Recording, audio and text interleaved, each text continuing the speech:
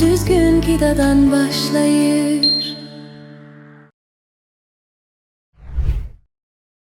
Endometriozu dəniz yosunuyla müalicə etmək olar. Endometrioz qadınlarda həyat keyfiyyətini ciddi şəkildə azaldan, tez-tez diaqnoz qoyulmayan və kifayət qədər araşdırılmayan xroniki bir xəstəlikdir. Xəstələr üçün bu yanlış məlumatlar, miflər, tabu, gec diaqnoz və təsadüfi müalicələrlə dolu bir kabusa çevrilə bilər. Xəstəliyin əsas əlaməti ağrıdır. Ağrılı menstruasiya, ağrılı cinsi əlaqə, güclü və nizamsız qanaxma və sonsuzluq. Təxminən hər 12 gənc qadından biri bu problemlə üzləşir və bu çanaq ağrısı və sonsuzluq hallarının yarısını təşkil edir. Səbəblərdən biri geriyə menstruasiya adlanan haldır. Qan aşağı yox, qarın boşluğuna doğru axır və uşaqlıq toxuması digər orqanlara yapışa bilir. Cərrahi yolla bu toxumalar təmizlənsə də 5 il ərzində təkrarlanma ehtimalı 50% qədər ola bilər. Endometrioz estrogenə bağlı xəstəlikdir. Bəs estrogeni azaldan bitki mənşəli maddələr kömək edə bilərmi? Kətan toxumu ilə bağlı müalicə araşdırmaları yoxdur. Soya qidalarının endometrioz riskini azalda biləcəyi görünür, amma müalicə, məqsədli tədqiqatlar azdır. Ancaq başqa bir qida var ki, estrogenə bağlı xərçəng riskinin azalması ilə əlaqələndirilir. Dəniz yosunu.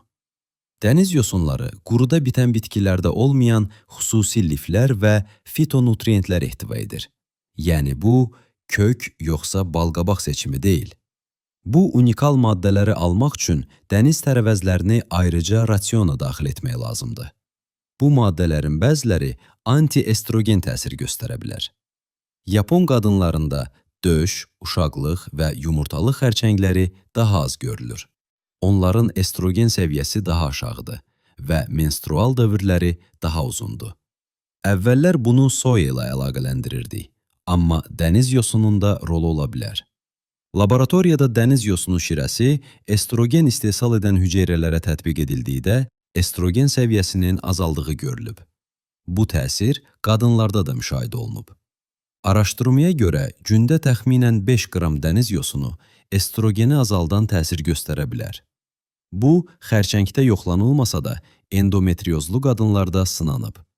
2 endometriozlu qadın da daxil olmaqla 3 qadın gündə az miqdarda qurudulmuş dəniz yosun tozu qəbul edib. Nəticədə menstrual dövr uzanıb, qanaxma və menstruasiya müddəti azalıb. Bir qadında 30 il ərzində dövr 16 gündə bir olurdu. Gündə cəmi yarım çay qaşığı yosunla dövr ayda bir dəfə və cəmi 4 gün davam edib. Ən önəmlisi isə endometriozlu qadınlarda ağrılar əhəmiyyətli dərəcədə azalıb. Bu, estrogen səviyyəsinin azalması ilə üst-üstə düşüb. Əlbəttə ki, bu çox kiçik bir araşdırmadır və daha geniş tədqiqatlara ehtiyac var. Təəssüf ki, bu tədqiqat 10 ildən çox əvvəl dərc olunsa da davamı gətirilməyib.